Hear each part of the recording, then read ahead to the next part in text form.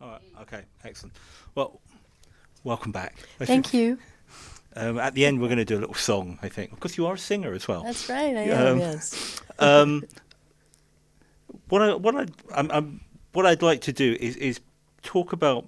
I mean, your career has gone in many directions, but I'd like to focus on horror, and I'm pleased that you're here because I think where people who are into horror, often we talk about directors, we talk about writers, we talk about cinematographers, but we perhaps don't talk about performance enough and the way that actors can help take extreme scenarios, and I think the scenarios in some of your films are extremes, and ground them in some kind of reality and make them work for an audience. So, and in particular, I think I'd like to focus on what I think could be described as your 1970s infection trilogy, beginning with I Drink Your Blood, where you have rabies, the Crazies, where you have a kind of bioweapon infection, and obviously in Shivers, where you have that rather charming parasite taking over. But before we get to that, a question I feel I have to ask you at the beginning: is it true that you accidentally stabbed David Cronenberg during the production of Shivers? Yes. Okay. How did he take to that? Could you expand? It was the scene where I'm making dinner and I've got that fork, and that crazy guy, comes in and he's attacking me and everything, and I don't know why he wasn't there for me to do it, but David stood in for him, and they put this this tiny little pad on David's shoulder, which I'm supposed to, be being attacked and maybe raped, and I'm gonna stab, David. So I missed the pad, and just went right into David's arm. But he was fine. He took it like a man, and then they made the pad bigger. Okay, so we've established that you've injured at least one director. That's Yes. good. Going back a little bit to I Drink Your Blood, which was your first horror film, Right. 1970, and is what is known as a cult classic, which means can mean all sorts of things. Could you say how you got into horror? Because for a period that you were doing, you're doing a range of other movies, but horror was the theme. How did you get to a point where you were cast in I Drink Your Blood? Well, I had come to New York City, and I wanted to be a Broadway, actress, and I wanted to do the classics, Shakespeare and Chekhov and Ibsen and, all those wonderful playwrights. But I was working as a waitress, and, this paper came out every Thursday called Backstage, and it had auditions for different movies, low-budget movies, mostly non-union movies. And one of the movies it was actually called Phobia at this point. And it was this audition for Phobia.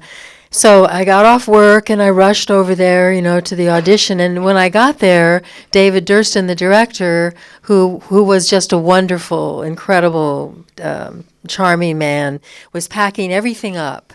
And when I walked in, he went, "Oh my God, I've cast the whole film, and you're just gorgeous. I must have you. I must have you." And I was like, "Oh God, here we go."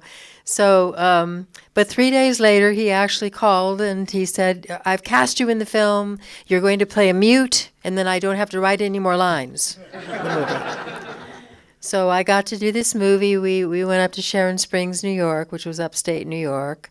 And all of us were staying in this sort of hotel with a Hasidic church and group right across the street from us. So I don't know if you've ever seen the movie, but it's pretty wild. So. We'll be showing the movie later. Yes, tomorrow night. Yeah. It is. I Drink Your Blood is a kind of film that we now term hippie horror. Mm-hmm. It's full of some serious hippies. What's it? When you look at it now. When you comparison with the Crazies and Shivers, which seem quite organised and disciplined, I Drink Your Blood. It's got a lot of energy, but it seems more freeform. Shall I say? Was it a kind of an organised production? Well, David Durston told me that he wrote "I Drink Your Blood" when he was taking LSD one night. So that can give you an idea of what kind of film it is.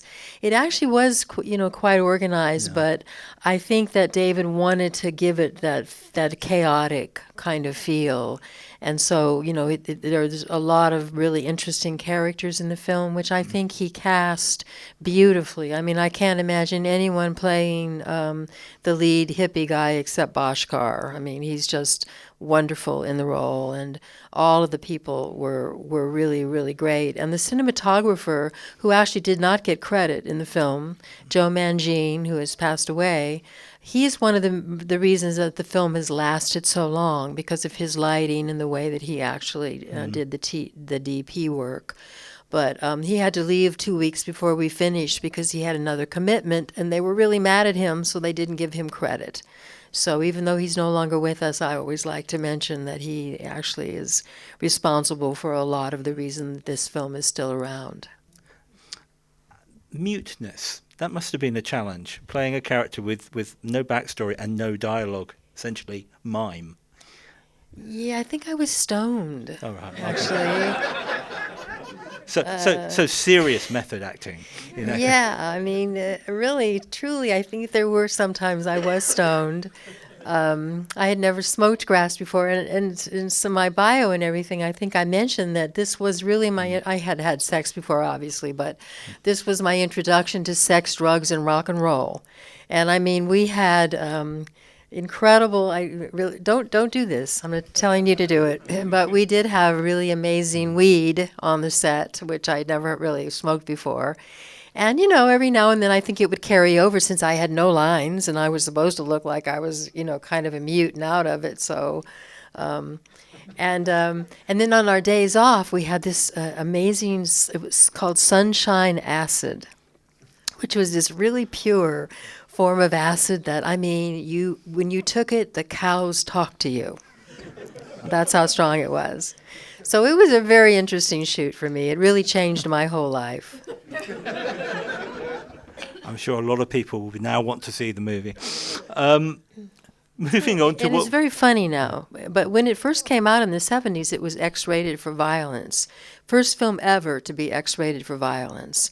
But now it's a hoot. I mean, it's just campy and fun, and so I think you'll be laughing a lot, I hope. And of course, we never find out what happens to your character in the film. No. They obviously didn't write that either. No, it's quite nice because you just disappear. Yeah, no, I just, I keep wanting them to do a sequel, and, I'm in the woods still, and still stoned, and, And you never froth at the mouth like the others. No, David wanted me to always look beautiful, didn't want me to look, but, have the shaving cream coming out of my mouth, and, so that was our Rabid Foam, was shaving cream. So, yes, I always... Even when I cut the lady's hand, I'm not going to give it away in case you haven't seen it, but okay. Never mind, scratch that. Yeah. Moving on to the next infectious disease you acquire in horror, the Crazies, directed by George Romero, whom now we look at as one of the great horror directors, very, very, in the sense of someone who seemed to take the genre very seriously, has talked about how he used it to make comments on society, life, very articulate, very lucid. Mm-hmm. And that's interesting because a lot of that is in retrospect. And I just wondered, when you were working with Romero on The Crazies, I mean, did it feel like a different kind of film from, a different kind of horror film from I Drink Your Blood, or was it just work again? I gotta tell you, I never thought anyone would see these movies. I just, I got I Drink Your Blood, I got The Crazies, I got Shivers. No one, I mean, I had never seen Night of the Living Dead. I didn't know who George Romero was. And David Cronenberg, was no one at that point. And so they were just these films that came along, and I just thought, I'll just do them, and, I'll get experience, film experience, which I did. I mean, I got, and it was wonderful. But at the time I was doing them, it was just another job. I mean, however, I have to say that working on the Romero film, it was much more of a sort of a magical situation. I mean, everyone that was on the film was really wanted to make something that would be memorable. And we were all very serious, about that. But it was, it was a low budget film, and we didn't really know. I mean, we had no idea that, over 40 years later, people would still be watching this movie. So it was he was a wonderful director. I think probably my favorite director that I've ever worked with was George Romero. He just had a wonderful insight. And of course, when the film, came out, it was not well accepted because there were no zombies in it, and people wanted, to see zombies, which they do now as well. But but then it was, and I don't think that the American people thought that the military or the government could do anything wrong, at that point. So I think now it's much more accepted, because of course we know now what they can do and have done. So. And again, your character in that is must have been a challenging one, because from the first moment we see her, she's already been infected. Yes. So we we never know what she was like before that. And again, how do you, as an actor, kind of manage that sense of being constantly spaced out? And weird. That was one of my fortes. Yes, right. Okay. I could just play these sort of crazy, people. I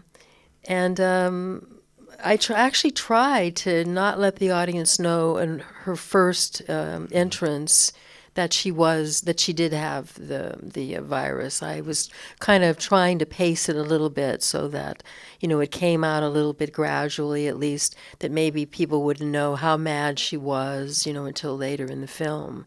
But that was the challenging part, was to try to keep it, at that pace and let the audience in little by little by little. I mean, in terms of performing in horror, because as I said, you performed in theatre, TV, you did soap opera for a while, yes, and a whole range of genres. Is acting in a film like The Crazies, is it different, or is it just acting? Is it the same techniques, or are there any special skills that you need to deal with the kind of scenarios that horror might throw at you? No, I think if you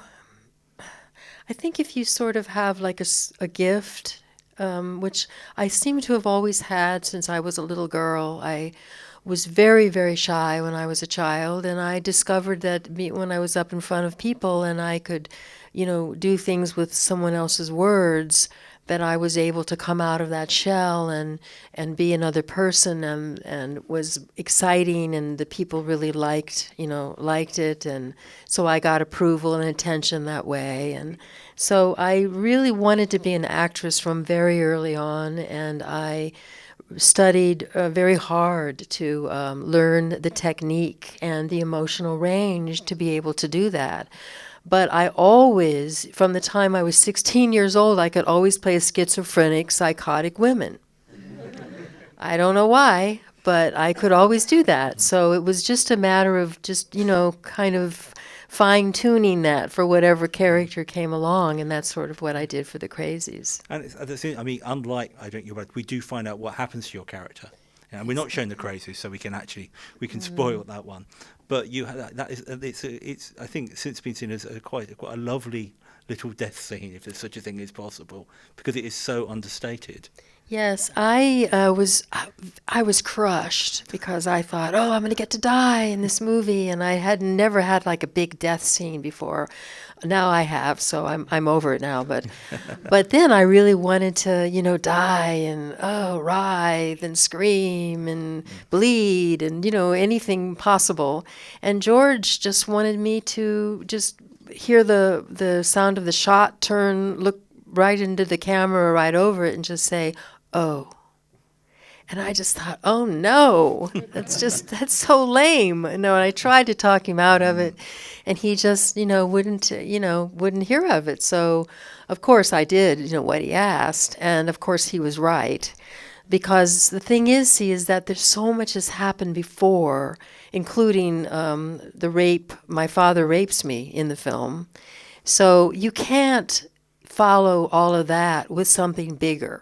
you have to downplay it. You have to make it something that's innocent and simple and therefore just really poignant and really effective for the audience to see. And so that's what we did. Shivers. I mean, it's interesting. In the Crazies, you're running around a lot in the fields, I presume outside Pittsburgh, which is where George Romero shot most of his films, and you're running around Sharon Springs, I Drink Your Blood. Shivers is almost entirely inside. It feels much more claustrophobic as a film, and I don't know what it was like to make, but looking at it, it looks like physically quite a challenging role as well. You're in a car crash, you're punched in the face, all sorts of other things are happening to you.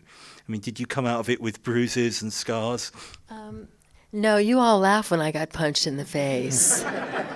I heard that.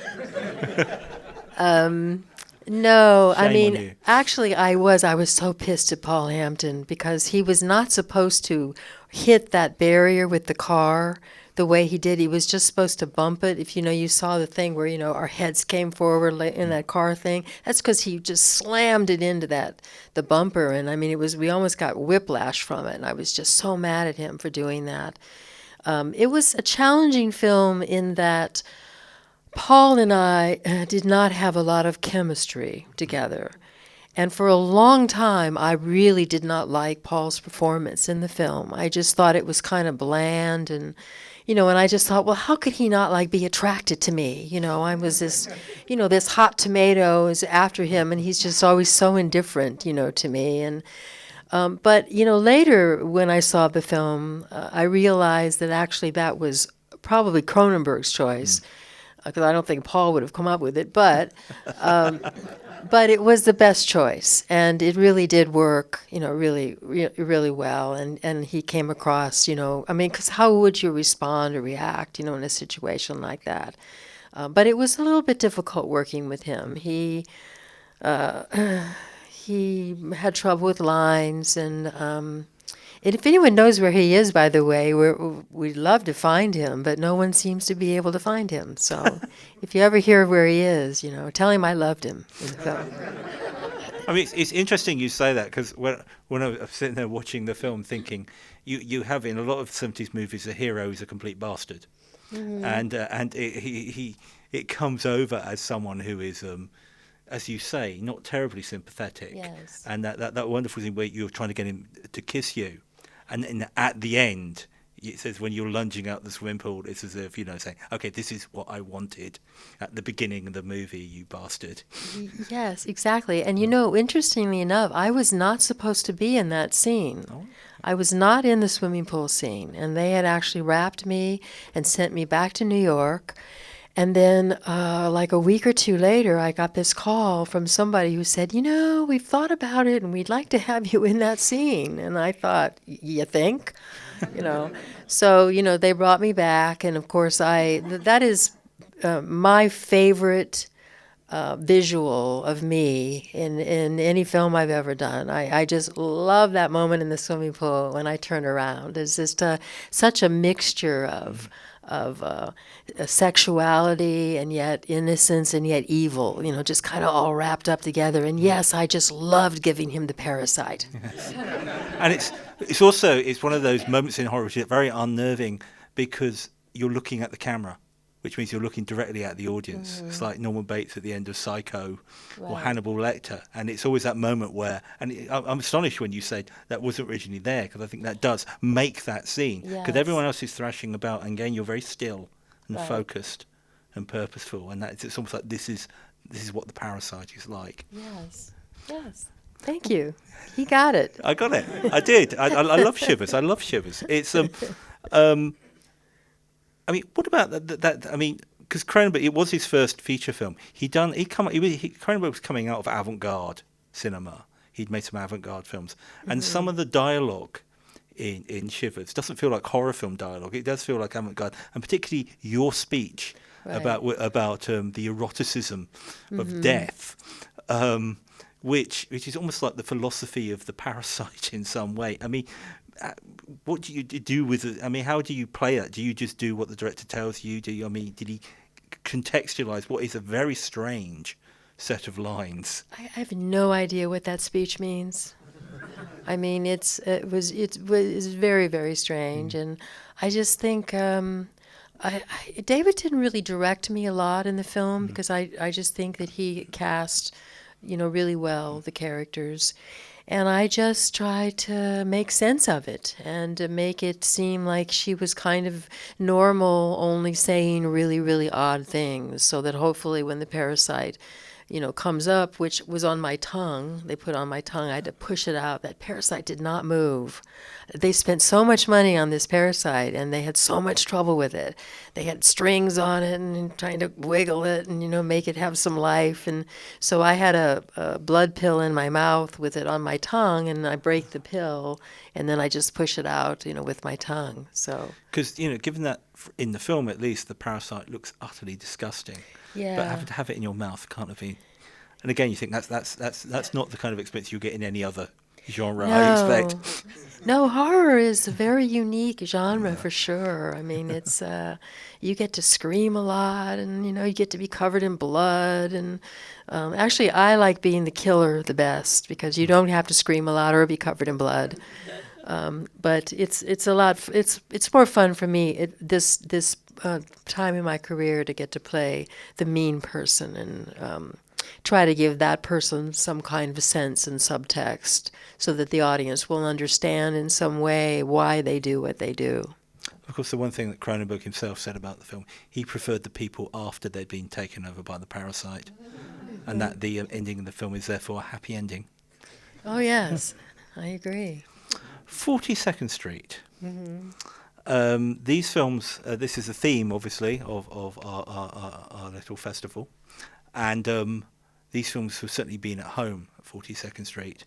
You were clearly in New York for at least part of the time of 42nd Street's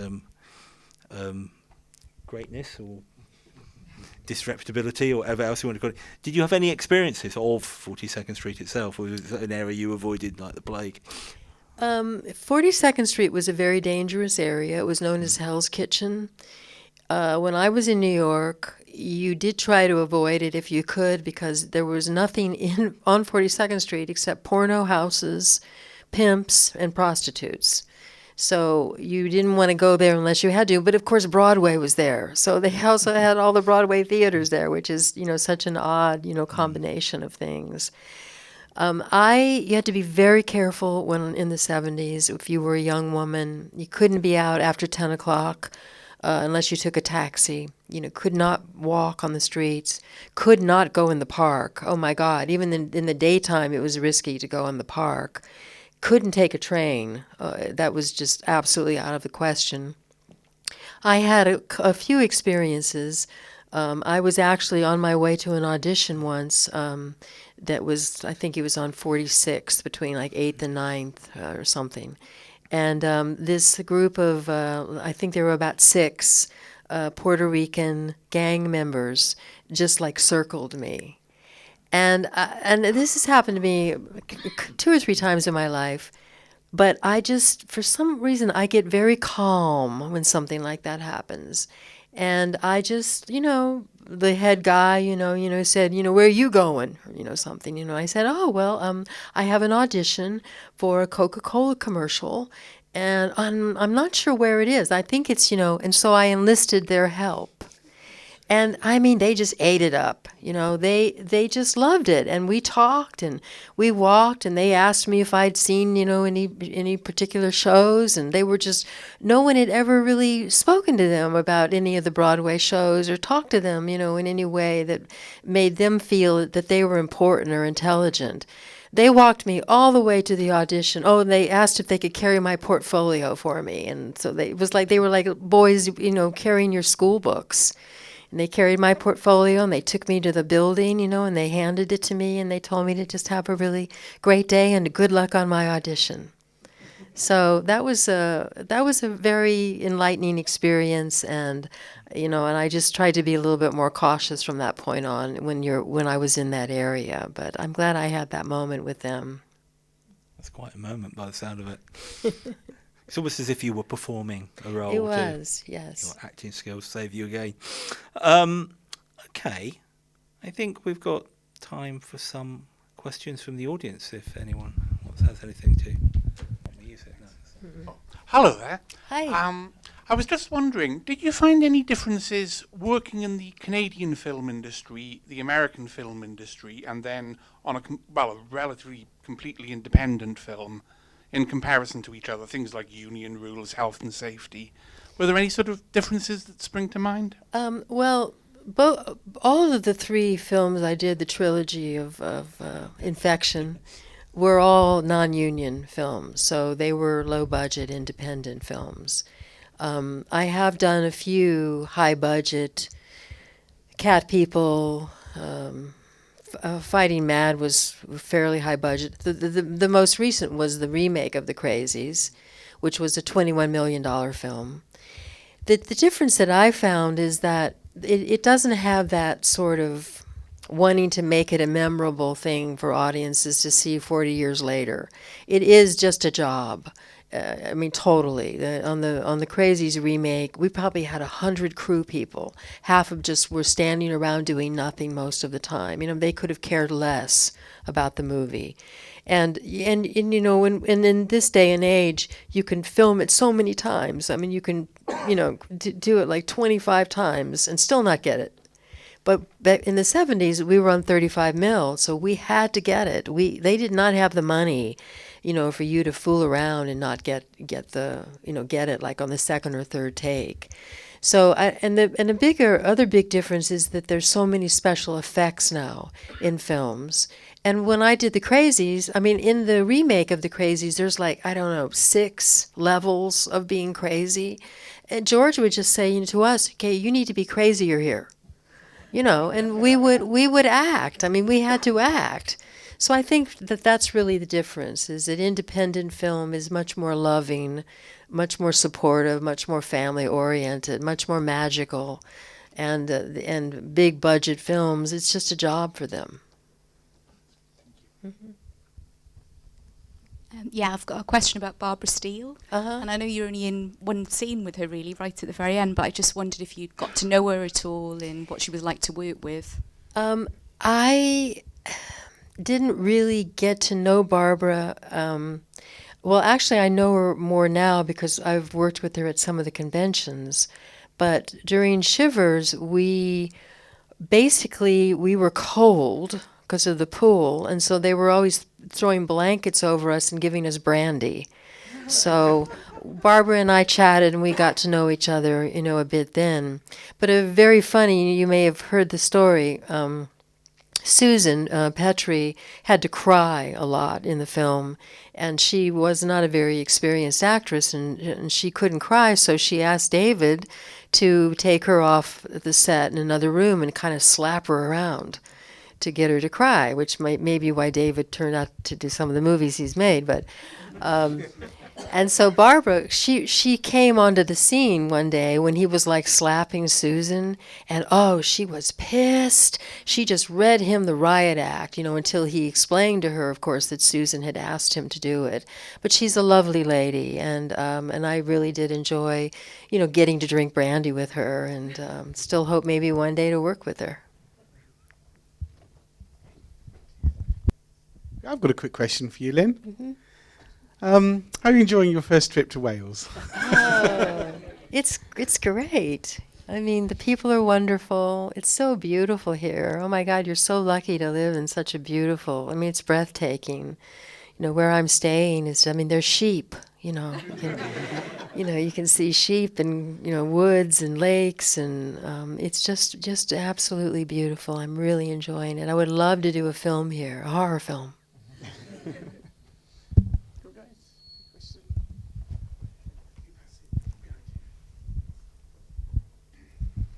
Hi. Hi. So you've mentioned several horror films and directors you've worked with, like Romero and Cronenberg. Is there any horror filmmaker that you would have liked to have worked with but haven't been able to? Well, I mean, I would have loved to have worked with, his name has just escaped me. Of course, the director of The Shining. What? Stanley Kubrick. Oh, yes, Stanley Kubrick. I mean, who wouldn't want to work with him? Although he wasn't, he did all variety of films, but The Shining's one of my favorite films. And I would love to work with James Wan, who did Insidious and the first Saw film, who's a Facebook friend. So, I keep, sending him little notices, and saying, hi, I'm doing this or that, and trying to get his attention. So, that would be great to have worked with him.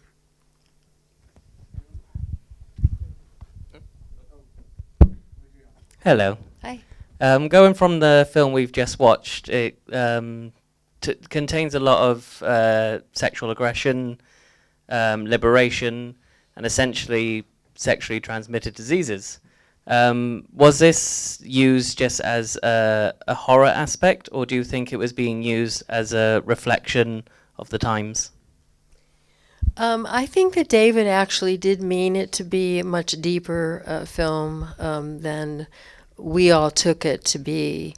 There are a lot of layers in the film, which I think is one of the reasons that it has lasted as long as it has. Although we didn't really have a lot of sexually transmitted diseases at that point, and there really was a lot of free love in the 70s. I mean, it was kind of like going to the health club. You sort of met somebody, you liked him, you had sex. It was really that freedom. But I think maybe he saw what was going to happen in the future, and he added those different layers, to the film. Hi. Hi. Every time I see you in Paul Schrader's Cat People remake, I always think, now there's Paul Schrader giving a little nod to sort of 1970s exploitation because of the movies that you'd made previously. Did those movies influence you getting that role in the Cat People remake? I don't think Paul Schrader had any idea who I was or any idea of what I had done. I did not like Paul Schrader. I did not like working with him. I'm very happy I'm in the movie because I have singularly made more money on Cat People and the residuals than any other film I've ever made. So it was great to be in it, and plus it's an extremely memorable scene. But he was not very friendly and difficult and very, very, very careless in working with me. I mean, I got really hurt on the film. I mean, I had to come down those stairs first they grabbed my leg to pull it underneath the bed. The cat's supposed to grab my leg and pull it under the bed. So they couldn't get the mechanical cat claw to work. So I kept having to fall on my knee. And then finally they just put a friggin' cat mitt on a crew person. And they got under the bed and grabbed my leg. So my knee was, all messed up and everything. And then I had to fall down the stairs, and they couldn't get it because they wanted me at the bottom, because Paul Schrader has this thing about showing every woman's tits in the movie. So at the bottom of the stairs, I have to flip over and scream, and my bra pops open.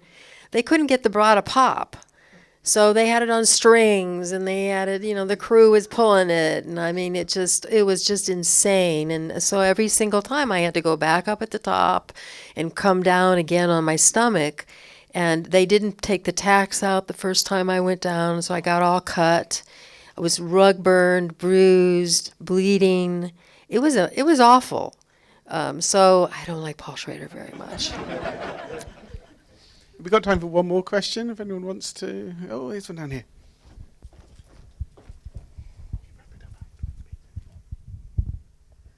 So you said you love The Shining, but is there a horror movie heroine who you wish you had been able to play?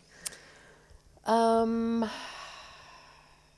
my favorite horror film of all time is The Omen. I just think it's a perfect film, and of course, I love the Lee Remick role in that film. It's very good. I would have liked to have played Marilyn Burns' part in the Texas Chainsaw Massacre. That's a great role and so memorable. And I'm so glad she got away.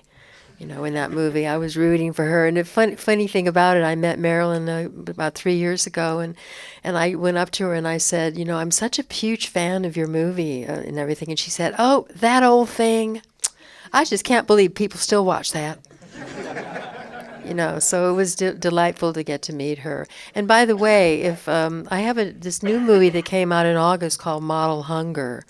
And I play a serial killer, Southern Belle serial killer cannibal. But I'm charming. So, and I'm very funny in it and extremely violent and brutal. So I think you all might like that. Okay. Thank you, Lynn. You're very welcome. My Thank pleasure. you for your career and all the movies that we do still remember. And for all the movies yet to come, I hope. Fingers crossed. Please express your appreciation for Lynn Lowry. Thank you.